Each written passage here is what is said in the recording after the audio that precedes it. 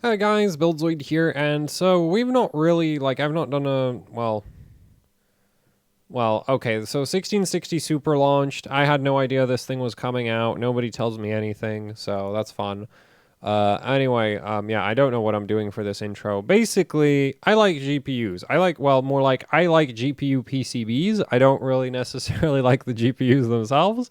And yeah, like the 1660 Super launched, and I couldn't help myself. I went straight to Tech Power Up and checked out all of the lovely new PCBs we have. And they were moderately interesting, so I figured, hey, we might as well do like a quick video. I don't think it's worth doing like straight up PCB breakdowns per card for these because they're 1660 supers, so they are very boring. But yeah, it's like I'm like it's got a VRM, and I gotta take a look at it. Damn it! So that's kind of that. Anyway, let's start from the bottom and we'll work our way up to the top. There's no particular order to this list as far as I can tell. So yeah, let's get into it. So the Zotac card first. Oh man, I don't know why I'm yawning. It's not like it's that late at night. Like it's not 3 a.m. yet, so I have no business being tired. I guess I'm bored. No, my subconscious has decided that it's already tired of looking at 1660 supers because I have done one other shoot of this video and I didn't really like that one, so that's why I'm reshooting it. Anyway, so let's take a look at this PCB right here. Tech Power Up does do the thing is that they basically list off all the parts, but they don't share any insight what any of those parts actually do. So it's like, well, they make my job easier at the very least. Though they do I do like their reviews because like they cover a lot of games.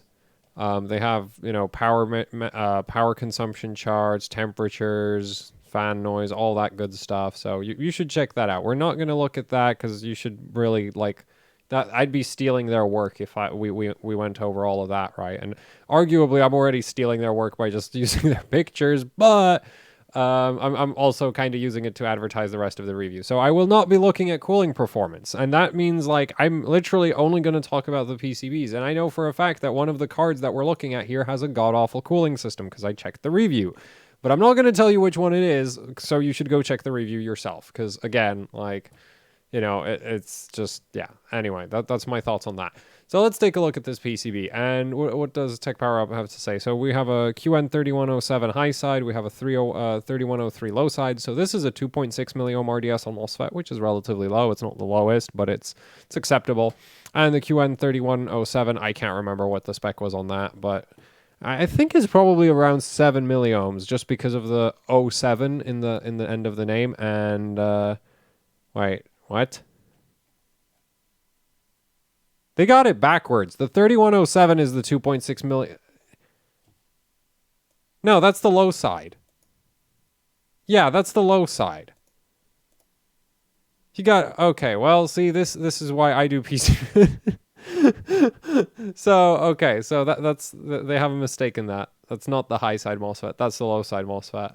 And we know it's right there. It's the freaking the high side is called the high side because it switches on and off the 12 volts, which is this MOSFET by the 12 volt capacitor bank, which these are 16 volt capacitors because obviously if you have a 12, like your capacitor has to be rated for a higher voltage than what it's being used on. So anyway, so yeah, anyway, so that's the low side. The 3103 is the high side. So they got that backwards. But I'm sure they know the difference. I bet they were just in a rush to get the review done, and it's just a minor mistake. They've had I've seen also like typos with some voltage controllers occasionally. So anyway, what did I want to take a look at? Right, so the 3103 is a 6.3 milliohm high side. It's rather slow at 43 nanoseconds rise time, so it's not the most impressive high side MOSFET ever, but not the worst. It could be worse. It could be worse. It could also have a really long fall time. That always makes things better. But the low side MOSFET is relatively low RDS on, so this VRM looks decent. We've got 4 phases for the V-core, and 2 phases for the memory. Though you got to give Zotac credit; they're really good at making their 4-phase look like a 6, aren't they? Because they jammed both of them in equal spacing right next to each other. If we look at the back of the card, there's not really anything special back here. We do have the sort of standard SMD aluminum polymers sitting right behind the core. I'm not a big fan of this right here because this is the actual drivers for each of the MOSFETs. And generally speaking, you want to put your drivers near to the MOSFETs that they're driving. Now, there are ways to design around having them a mile away, but you just shouldn't put them they should be closer to the MOSFETs, right? But anyway, I don't know how much of a problem that would actually cause, and probably not. It's probably not a big enough issue to worry about anyway. Up here we have the NCP 45491. That's your current monitoring chip, so that handles the voltage readings from the two shunt resistors. There's one of them for the PCIe slot. Then on the front of the card we've got this one for the 8-pin power connector. And as far as I can tell, there's no fuses anywhere on this card, so yeah, there's no real. There's no overcurrent, there's no physical overcurrent protection built into the card. So, yeah. So this is a pretty normal card, nothing really special. The capacitors, I can't identify those. Those look like I have no idea who makes those. So, if you can't identify, because the thing is a lot of the sort of higher end manufacturers, they try to make it obvious that their parts are theirs. If you can't identify it, it might be because, that they're not necessarily the best. So, yeah, I have no idea who makes these. It's not even APAC or it's definitely not Nichicon because then it'd be an FP series something. So, anyway, so that's the Zotac card. Nothing really all that special. Next, we have the Palit, and the Palit is just downcost the card as hard as possible. The Zotac was a 4-phase, this is a 3. Now, admittedly, this uses power stages. Power stages cost more than discrete MOSFETs most of the time, so, it depends on the manufacturer, but usually power stages will cost you more than just 2 separate MOSFETs and a driver. So, anyway, this does use power stages. I think, they're not very clever ones. They're just 45 amp NCP 3020, NCP power stages, so... they're not super bright or anything. So they don't have current monitoring. They have over temperature where it's just they raise a thermal flag, no actual temperature monitoring. So that kind of thing. They can tell the VRM, hey, we're overheating, but they can't tell the VRM, hey, we're at 150 degrees, or whatever. So that kind of thing. So anyway, 3-phase V-core, 2-phase memory power. The 2-phase memory power seems standard for GDDR6. I guess GDDR6 might have more stringent power delivery requirements, even though I don't think it... I'm not sure how much power GDDR6 pulls. It should be less than GDDR5 as far as I'm aware, but I don't know. The thing is, I've not yet had a chance to play with a GDDR6 card, so I've not even had a chance. I could go and measure the output power of a GDDR6 VRM. It's not that difficult, but it's just I've not had a chance to do that. Also, I'm way too busy with other things to actually get around to doing that, because, I have way too much hardware. And it's getting worse because the 3950X should be coming out soon, and then there's, of course, the refresh, there's Cascade Lake X, and then there's Threadripper 3, which I'm not going to be getting a Threadripper 3, straight up. I've already decided I just don't have the time to do a Threadripper 3. So to do Threadripper 3 anything, except maybe some PCB breakdowns, because those don't require me to actually test anything. I just have to look at the PCB and go well, this doesn't look like it should. This looks like it's well built, Anyway. So yeah, this card, the other thing about the downcosting with this card is, so we can see that they have a bunch of SMD, 3-terminal capacitor mounts that they decided, we're not going to use those because those cost too much money. The core, we don't need we don't need all of the polymers behind the core either because those cost too much money. Optional up to a 6-phase. We're only going to use half of that because 6 phases cost too much money.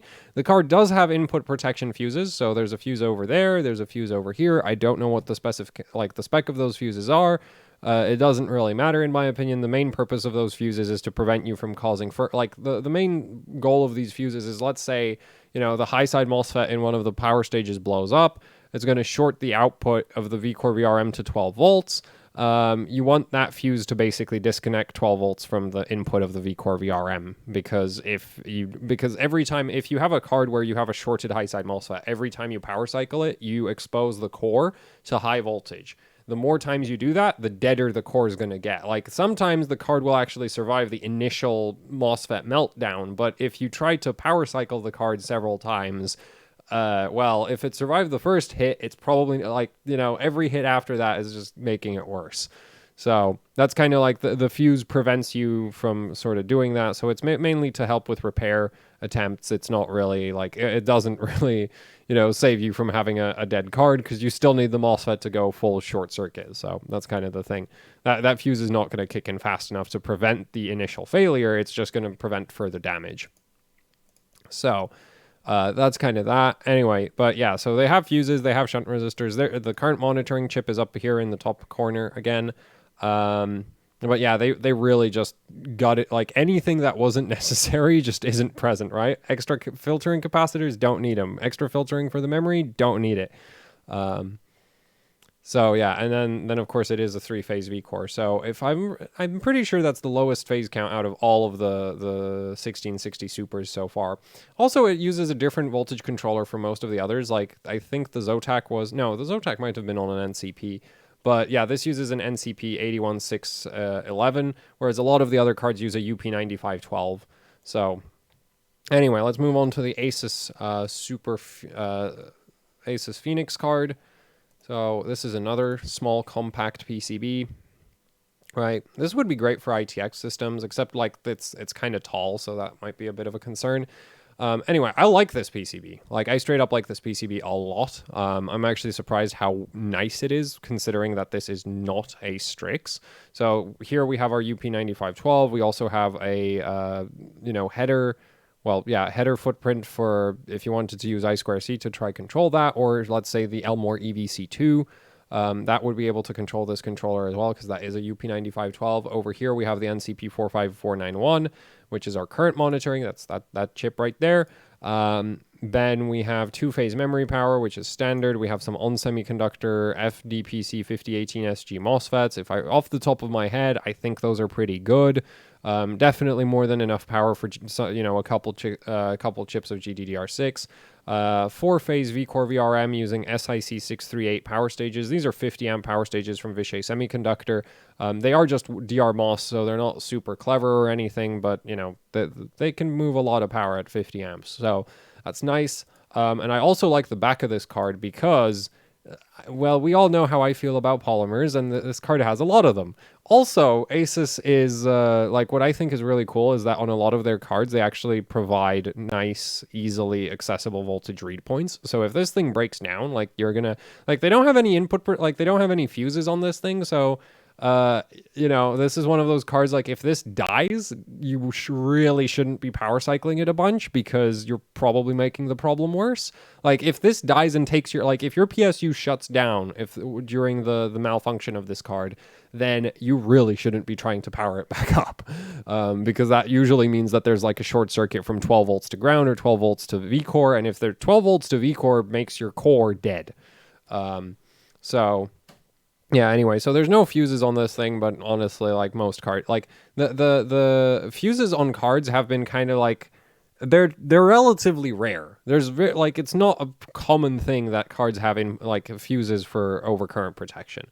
So I don't really consider it that important.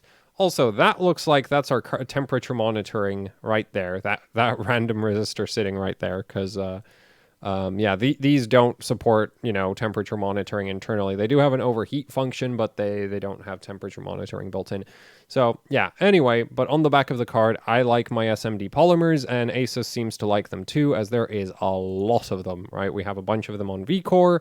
We have a bunch of them on the memory. I think they're kind of in the wrong location, considering that the memory VRM is right here, and then all of the memory chips are there. So really, you should have your capacitors for your memory chips where the memory chips are actually physically located.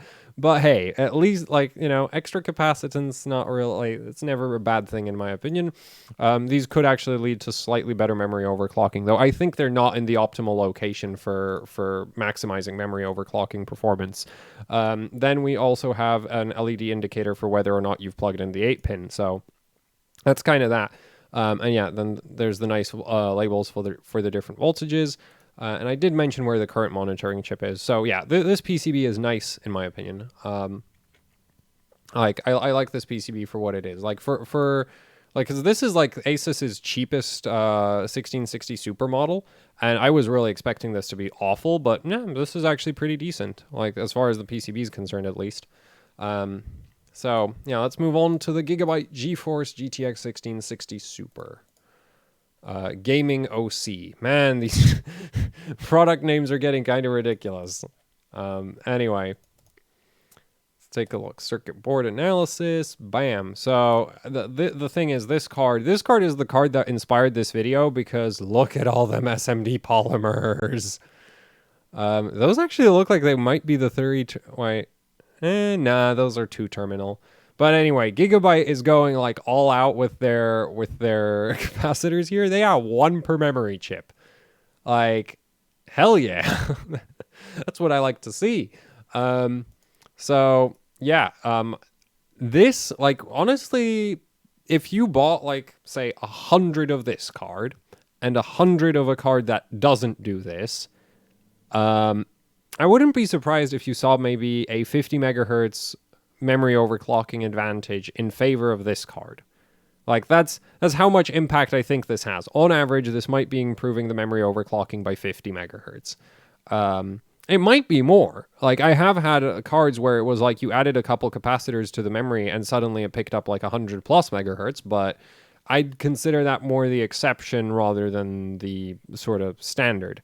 Also, Gigabyte is also using like discrete MOSFETs like Zotac is, except their drivers are actually right next to the MOSFETs, right? Like this is kind of how your drivers should be laid out, not what Zotac is doing where they're just kind of like jammed on the PCIe slot. But anyway, I don't know how much of a difference that really makes, and yeah, but I prefer, like, this looks like this is like the more correct way to do it, in theory.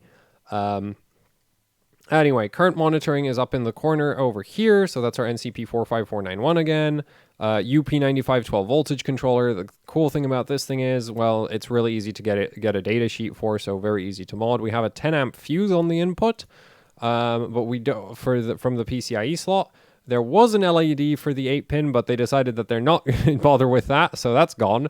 And if we go onto the front of the card, you'll notice there's actually no fuse for the 8-pin, which is really strange, because it seems like, I guess they're trying to protect your motherboard's PCIe slot from, like, burning out if the card short circuits, but they don't care if the card, like, they're not actually worried about, like, the card blowing itself up from the 8-pin for some reason, so...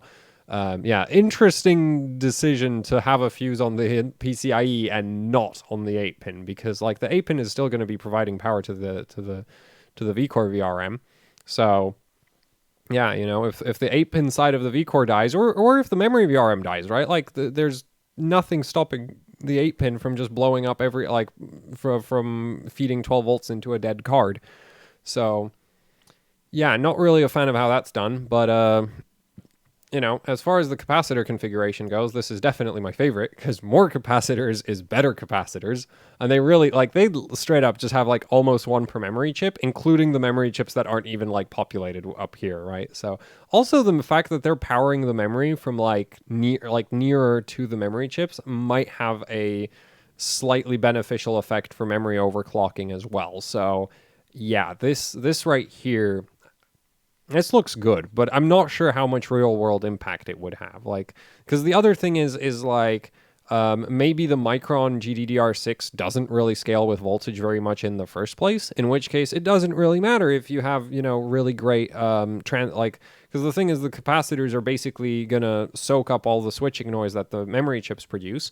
Well, if the memory chips aren't really sensitive to, you know, undershoot, doesn't matter, right? Like if the chips don't really care about running at, you know, if your minimum voltage, instead of going down to say I don't know, they run on 1.35 by spec, so I don't know, it might be like 1.3 minimum. I've never taken I'm not gonna make that statement. I've never taken an oscilloscope to the memory system of any GPU, so I'm just not gonna go there. That's a bad idea. I'm going to spit out a value that's based off of like CPU loading. And the thing is, CPUs are extremely noisy. So even compared to GPUs, GPUs are known for like being bad for power supplies. But as far as I can tell, when it comes to just straight up switching noise, I think the CPUs have GPUs beat on that. But that might also just be because the CPUs have a CPU socket, and that might be really screwing them over. Anyway, so yeah, but this like I like the way the memory power is done here. It's just I'm not sure how much like I like it more than the other cards. I'm not sure how much impact it would have. For the MOSFETs, we're looking alpha and omega semiconductor for the MOSFET, so that is a 6414. This is probably a 6984. Unfortunately, these are very hard to read. And wait, 64. Oh, wait, 6384. I don't know why I didn't. Wait, 6384. Is that a real?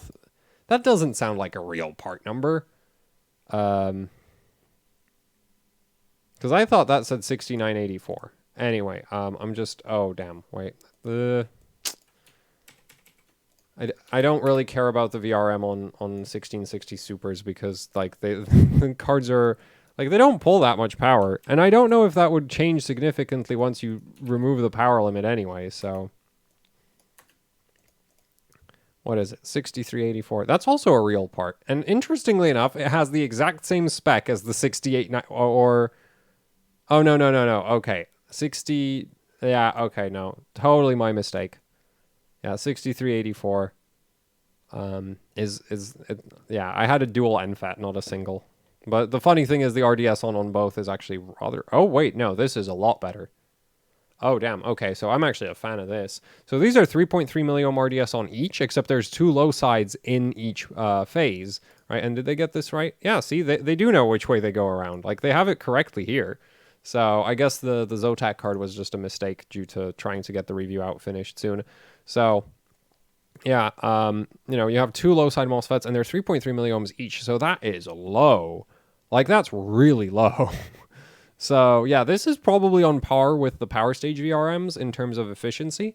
Significantly more efficient than what Zotac has, because, like, the thing is why I'm focusing so much on the low side MOSFET is because the high side MOSFET, like, you just need it to switch on and off very quickly, and it doesn't generally, like, the more current your VRM has to handle, the more your low side MOSFETs become critical to the efficiency. So that's why I kind of like they're kind of they handle most of the time they'll handle around 90% of the current flowing through the VRM. So they kind of take priority over the high side. That's not to say the high side can't be, undersized and like not big enough and not powerful enough, but generally speaking, if you just, at a glance, I generally go by low side MOSFETs. So anyway, these are 3.3 milliohm RDS on, and that is actually like a maximum rating, because sometimes the MOSFET manufacturers will give you the typical RDS on as a rating instead of the maximum RDS on, which is kind of annoying. But yeah, these are 3.3 milliohms. So with two of them in parallel, that's like 1.65 per phase. So yeah, that's really low. So I'm a big fan of that. And the other benefit to putting two low sides into your phase instead of one low side is that you also spread the heat over more surface area. So the VRM ends up being less thermally dense. So yeah, I think like the VCore VRM on this looks solid as well. So yeah, I'm a big fan of this card. I'm definitely a big fan. And finally, we have the MSI Gaming X. So what does this look like? So this is kind of like, so the thing is we have the 45 amp power stages instead of 50s. So, ASUS has I'm not sure if the Gigabyte card might not have the ASUS beaten, because I'd need to actually run the calculations for this, for like what efficiency this gets versus what the ASUS card gets. Because I can't judge, like I can't compare discrete MOSFETs to power stages off the top of my head. I'm not that good. So, yeah, but this should be solid. Like this is low. Like 3.3, like less than 2 milliohms per phase is low. So this should be capable of handling plenty of current. But anyway, the MSI card, goes for 45 amp power stages. It does go with some of the capacitors, and it looks like MSI was more practical about their application. Gigabyte kind of seems just like, hey, we got all this space. Like, I guess they got like a sale on these capacitors, and then they just whacked as many of them as they physically could. Because they have one per chip, including chips that aren't even on the damn card. And then we have MSI, where MSI's like, yeah, we appreciate the advantages of SMD aluminum polymer capacitors just as much as BuildZoid does, but we don't feel like spending money on putting them in front of memory chips that aren't physically present on the card, right? Like these, they didn't bother with those. Actually, I wonder if this might be an engineering sample board, because there's a good chance like that. If this is an ES board, there's a good chance they just kind of forgot these on there. Where it's just like, and then for the retail boards, they're going to take them off because it's not necessary on retail. There's actually a really good chance that this is an ES, because also like this is something like your retail would care about. This is the kind of thing that retail doesn't care about, like having a bunch of extra capacitors, right? Like extra capacitors don't sell cards unless you're trying to sell them to me, but I'm not in the market for a 1660 Super, so it still doesn't sell cards. So yeah, that's kind of the thing. It's like, this might be an ES. I can't think of a way to recognize that it is an ES, though. Yeah, no, I have no idea how you'd identify an engineering sample board from Gigabyte for a GPU. So this might be ES, because that is, like, this really looks like because these are populated. Like, why are those populated? Those were, like, I'm cool with, like, these kind of make sense. This doesn't. There's no chips there. So, anyway, yeah, so this might not be representative of what you'd be able to buy in a store, but if it is like, if you can actually buy the card with this configuration, I'm a huge fan of that. But I'd be surprised. Honestly, yeah, this doesn't look like it's particularly cost optimized.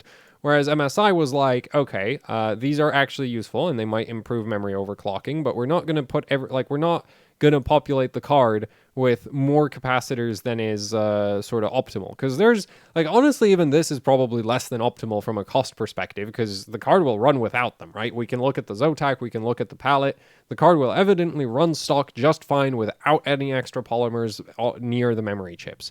But MSI basically went like, okay, so we're going to add a couple of them, and they seem to have actually kind of paid attention, like optimized it for, hey, these will actually make a difference to overclocking, and they're not a bunch of unnecessary caps that we don't want to pay for. So, they might have checked that these, yes, consistently these lead to slightly better memory overclocking, and that's why they only populated the ones they did populate. Whereas Gigabyte, like, this just looks like it's like, yeah, we got capacitors to spare. Just whack them on there. Who cares?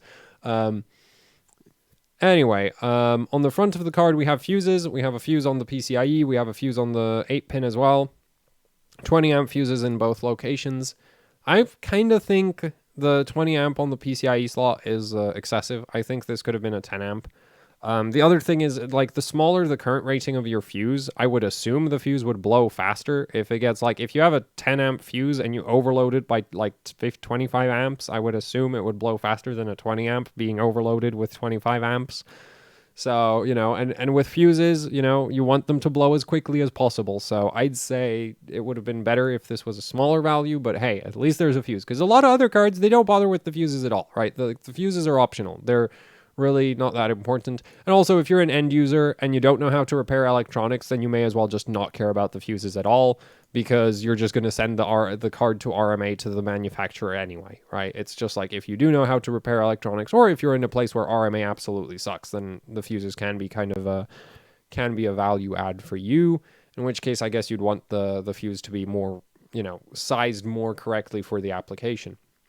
Anyway, 4-phase V-core, 2-phase memory power, so, nothing special there. NCP 454491 current monitor is located in this corner up here. So, yeah, I personally, I like this the most. I definitely like this This PCB right here is my favorite one. Mostly because of the capacitor configuration, but also, like, the configuration of MOSFETs. Like, the two low-side MOSFETs in this are great. The high-side MOSFET is okay for doing high-side MOSFET things. And, yeah, and then, like, if I had to rank these by PCB, I'd go MSI, actually no, Gigabyte, MSI. Where's that ASUS? ASUS. No, wait, nope. Actually, I think I'll put Zotac above the Palit card, just because like the Palit card, like this is very obviously like we are not spending, like we don't need those. Nope, definitely don't need those. Like absolutely nothing unnecessary is still present. So, yeah, best, second best, third, fourth, fifth. And I assume there's going to be a lot of cards actually using this PCB in a couple different configurations, because Palit tends to use very close to reference Nvidia cards. So like they won't like, because you know, there's companies like MSI where like this is really custom. Like this is very, very custom. Or well, actually not really that much, but this is pretty custom compared to like well, compared to this, right? Like this right here, pretty sure we're going to see like EVGA use a PCB that looks like this. Though, interestingly enough, this uses a bunch of FP5K Nichicons. So these are 5,000 hour capacitors from Nichicon. Except that one right there. That one's an APAC. Anyway, MSI is on 5K. I think these are Nippon Chemicon. I think. I'm not sure. These are APAC. You can tell from that symbol right there. That's an APAC capacitor. So, yeah. Anyway, where was I going?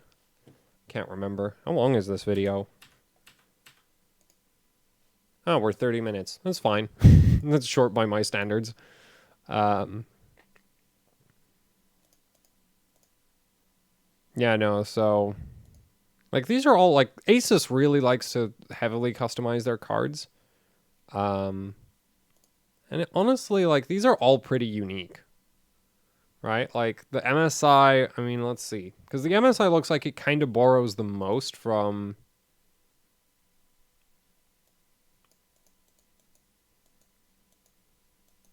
Yeah, yeah, that actually looks like they have the same power plane, and then they just kind of redesign, well, yeah. So, this is pretty... But then, yeah, so MSI's is like not super heavily yeah, so this isn't that heavily customized. It's just like these inductors are distracting me. I'll be honest with you, they are very distracting. Anyway, yeah, but like ASUS really likes to insist on like fully custom cards for some reason. And this is not an ASUS card, that's a Gigabyte. There, ASUS likes to insist on fully, like, really custom cards. Right, where it's like they have a unique controller location, they have different different capacitor configuration. That, like, you can also see like they have all of these splits in the power plane for the 12 volts, so that they can redo the power balancing. So actually, it'd be really easy to take this card and rewire it to pull all of the power from the 8-pin, because I'm pretty sure if you just desolder this inductor right here and bridge that right there, yeah, it'll power the entire thing off of the 8-pin. Because it sure looks like that would actually work. So yeah, you can see that like this is a really, like, ASUS likes to design their own PCBs. They will not touch a reference card with a 10-foot pole if they can help it. Zotac, this looks like Zotac. Well, this is different. This is very different from what the reference card is, but because I assume this is going to be reference, because like a lot of the modern, like, well, a lot of the reference cards from Nvidia now use power stages instead of discrete MOSFETs. So, yeah, anyway, that's kind of my thoughts on all the different 1660 Super PCBs that, you know, have gone up on Tech Power Up at least. So, I really like this one. This one looks okay. That again is assuming that this isn't an engineering sample board and that you do get it in the sort of ridiculously overpopulated set, like with the ridiculously overpopulated set of capacitors on memory power. This looks okay as well. I don't like this as much as, say, the MSI or the Gigabyte, but, you know, I think this one's the cheapest. But, yeah, and then this right here, I mean, I don't like this version, like this implementation of this PCB, I'm not a fan of. If they had this more populated, then it would easily be in the same level as MSI, because it would, you know, support that kind of configuration. It's just like, they didn't bother, like, cost cutting. They're not bothering with that, so... yeah, and then there's the Zotac card, which is just like, I don't like this. I just straight up don't like this, because they can't even try to get it onto the level as some of the same level as some of the other cards. So yeah, that's my thoughts on the 1660 Super PCBs I've seen so far. Hopefully you found this somewhat interesting. Probably it's completely irrelevant because let's be completely honest, who actually overclocks a 16? Like, well, who's actually going to take a 1660 Super on Sub-Zero, right? Like, that's the only place where the V-Core VRM really matters that much. Because on ambient, these things, as far as I'd be very surprised if any of these scaled with V-Core at all. The memory might scale with voltage, which might be, worth messing around with. But the thing is, if you want to do like low cost volt modding and that kind of thing, GTX 580s, 480s, 680s, like old GPUs exist, right? And you can get those for like $20 to $50, whereas one of these is $200 plus. So it's just like for the price of a single 1660, you can have a lot of old junk to practice modding on. So yeah, there's not really much reason to pay, like there's not too much reason to pay attention to the PCBs of these unless your plan is to buy one of these right now to play games on it, and then once you upgrade, you can use this as modding practice. Like, because I've actually used that logic in my own personal GPU purchasing decisions, where it's like I had an R9 290X, and then I bought a Fury, and so the 290X became a Volt Mod testing card, and that's how I killed it. so that's it's kind of that. And then once I got. Yeah, and then I had Fury X's, and eventually I got I ran modded Fury X's in my daily system. So at that point, I was so confident in my modding skills, it was just like, to hell with it. We're running modified cards daily. Yeah, anyway, so yeah, if you just want to practice modding, there's cheaper ways to do it than getting a 1660 Super, but maybe down the line you want to practice modding, in which case getting a 16, or more like you want to use you use your old daily card for extreme overclocking, and in that case, getting a nice card is a great way to make sure that you don't end up in a situation where it's like, well, now I need an e-power, because e-powers are expensive, right? Because that's the thing, is like if you had a GTX, let's say 590, if you had a GTX 590 as a daily card and then you wanted to practice extreme overclocking on that, you'd blow up the VRM like within a very, very quickly. You would blow up the VRM, and that would be the end of the overclocking adventures, because that card is crap. So, yeah. Anyway, that's kind of that for this video. Hopefully it was somewhat interesting or useful or anything. I kind of doubt. Maybe it was entertaining. I don't know. But, yeah. So that's kind of my thoughts on these cards. Thanks for watching. Like, share, subscribe, leave any comments, questions, suggestions down in the comment section below. And if you'd like to support what I do here with actually hardcore overclocking, I do have a Patreon where you can support me directly.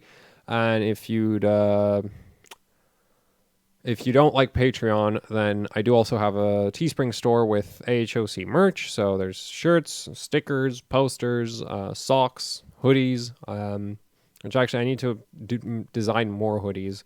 And yeah, if you'd like to, check those out and buy some stuff, then it does really help out a lot with running the channel. So that would be awesome.